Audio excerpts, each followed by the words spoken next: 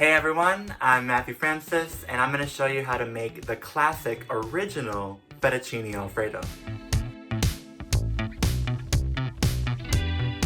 So there's the classic fettuccine Alfredo and the more commodified commercial version. Most people know this newer version. It has butter and flour made into a roux with either milk or cream, Parmesan cheese, maybe some garlic, some extra spices, and of course it tastes really delicious, but it doesn't mean that it's the classic original way. So what makes this Alfredo recipe so interesting is that it takes only a small amount of ingredients to make something really special and interesting. The original recipe just has fettuccine pasta, butter, and Parmigiano Reggiano.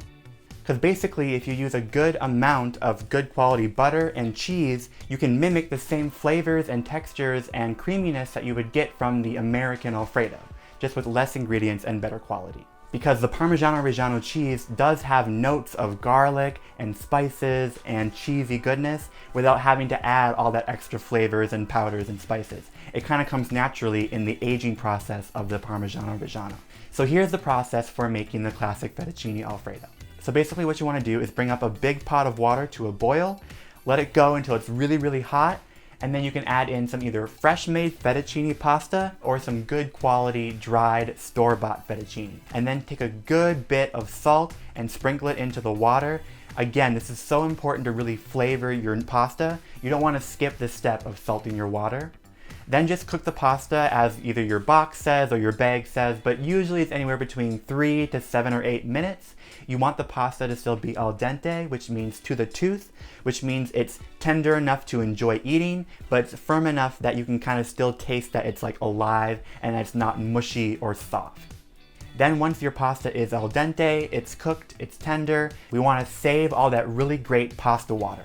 In that pasta water is lots of extra starch and some great salty goodness, and we want to save that water for later on when we're making the Alfredo sauce. Now we're going to move on to making the sauce. Take a cold stick of butter and you're going to cut it into smaller chunks or slices or cubes. That way it melts quicker and easier. And you're going to bring it and you're going to put it into a pan. And you're going to add about 3/4 a cup or so of the pasta water. And you want to kind of come together, come to a simmer, and all emulsify together. And then you're going to take your fettuccine pasta and add that to that buttery, starchy sauce. So hopefully at the store you'll get like a nice wedge or a nice chunk of good Parmigiano Reggiano cheese. And then you want to freshly grate that. Then you want to take your Parmigiano Reggiano cheese and sprinkle it all over that pasta. You're going to put so much cheese because you really want to have all that creaminess come from the cheese and the butter itself. So add in a lot of the Parmigiano Reggiano and you're going to immediately start to toss it with either 2 spoons, 2 forks, or some tongs. And you want to incorporate the starchy pasta water, the butter, and the cheese together. And as you're moving it around, you'll see that the cheese will start to melt, the butter will cling to the noodles and to the cheese, and the extra starchy pasta water will add the liquid that's needed to create a creamy sauce. And as you can see while I'm tossing it here, it's starting to look just like those fettuccine Alfredo pasta dishes that you've seen in restaurants or on TV or in grocery stores. You're creating your own creamy mixture and your own creamy sauce out of that starchy pasta water, that butter, and the Parmigiano Reggiano cheese. And then once you are starting to smell all the aromas and the pasta is clinging to the sauce, you immediately want to take it off of the heat and put it into a bowl, and you can add more Parmesan cheese on top or maybe some cracked pepper, but it's traditional just to leave it as is.